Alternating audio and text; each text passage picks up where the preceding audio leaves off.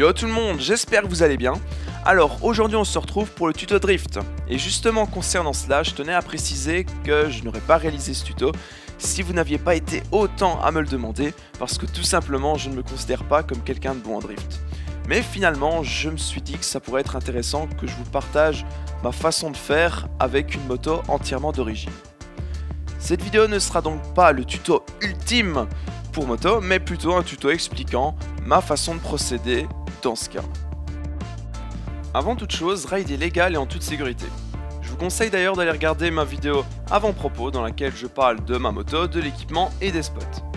Il est aussi très important de gérer sa moto et d'être à l'aise dessus avant d'aborder ce tuto. Le tuto sera divisé en deux parties qui sont conditions et techniques. Allez, c'est parti! En ce qui concerne les conditions, j'ai relevé 3 points importants. Le premier étant l'état de la moto, qui doit être bon. Par cela, je vise notamment les freins ainsi que le moteur, qui doivent être tous deux précis et réactifs. Ensuite, comme second point, nous allons avoir besoin d'un spot particulier.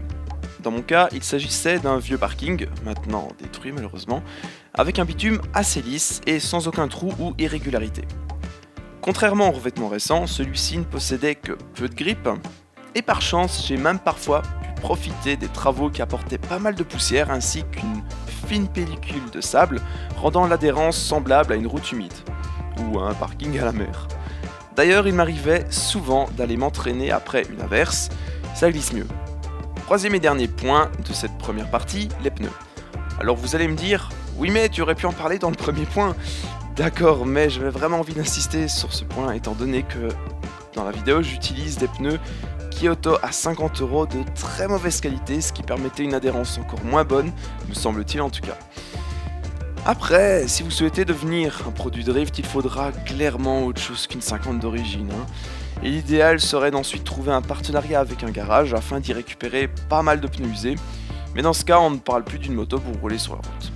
Deuxième partie, la technique, ou plutôt comment faire pour lancer et tenir un drift en 50 d'origine. Encore une fois, je rappelle qu'il s'agit de ma façon de faire et de mon expérience avec ma moto, et que je ne suis clairement pas un pro du drift.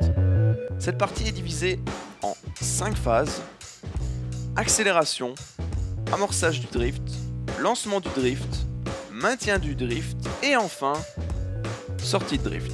Ça fait beaucoup de drift. Concernant l'accélération, eh bien c'est assez simple. Vous allez devoir accélérer jusqu'à ce que le moteur tourne assez vite. Je vous conseille de bien écouter le son de ma moto pour vous faire une idée.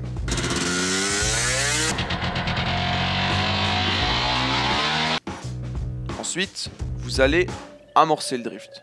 Pour cela, tournez, coupez les gaz, débrayez et freinez fort de l'arrière afin de bloquer votre roue pour partir de travers en glisse. Car je vous le rappelle, vous devez tourner. On est d'accord, jusque-là, ça ne s'appelle encore qu'un simple dérapage.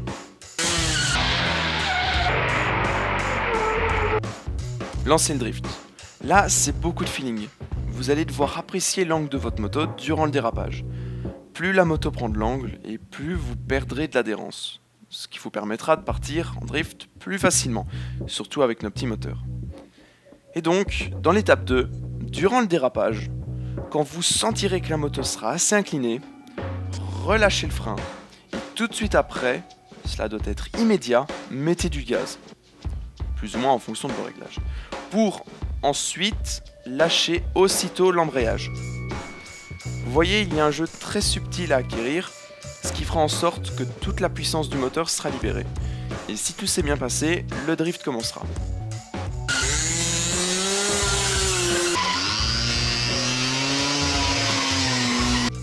Les gaz doivent être maintenus plus ou moins à fond. Encore une fois, cela varie en fonction de vos réglages et configs. Perso, je mets les gaz entre 80 et 100%. Concernant le jeu de gaz embrayage, c'est comme pour monter en wheeling. On s'aide de l'embrayage pour donner un coup de fouet au moteur, pour ainsi faire déraper la roue arrière. Si vous êtes trop incliné et que vous avez mis trop de gaz, la moto va glisser et tomber. Si à l'inverse, il n'y a pas assez d'angle ou pas assez de gaz, pas de glisse, etc. Disons que ce sont les cas principaux. Il y en a d'autres, dépendant notamment de la position du guidon par exemple, mais on ne va pas s'amuser à tous les citer. Ça ne nous intéresse pas ici et encore une fois, je ne suis pas un expert là-dedans. Maintenant, il va falloir tenir le drift. À ce moment-là, votre roue doit pointer vers l'extérieur. 2 cas sont alors possibles.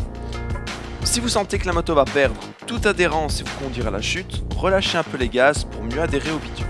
Inversement, si votre moto reprend complètement l'adhérence, on refait l'étape 2 et 3 pour relancer le drift. Encore une fois, je suis loin d'être un pro, alors je ne rentre pas dans les détails.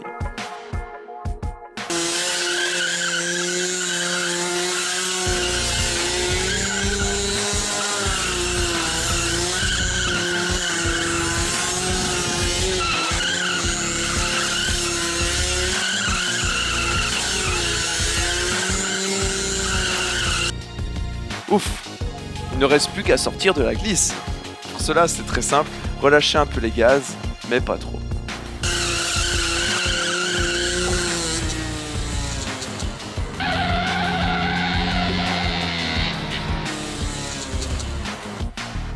Tout cela n'a rien de facile, et ce n'est que ma façon de faire, ce n'est pas the méthode pour drifter. Je vais tout de même compliquer un peu la tâche en vous donnant 2 autres de mes astuces. Pour tenir le drift, je donne parfois des coups de guidon avec des coups de bassin pour essayer d'aider la moto à glisser. Je pense que la vidéo décrit assez bien ce concept de coup de guidon absolument immonde, mais bon, je vous l'ai dit, c'est pas du drift professionnel. Au niveau de la position, eh bien, comme vous pouvez le constater, je suis au milieu de la selle, mais penché en avant.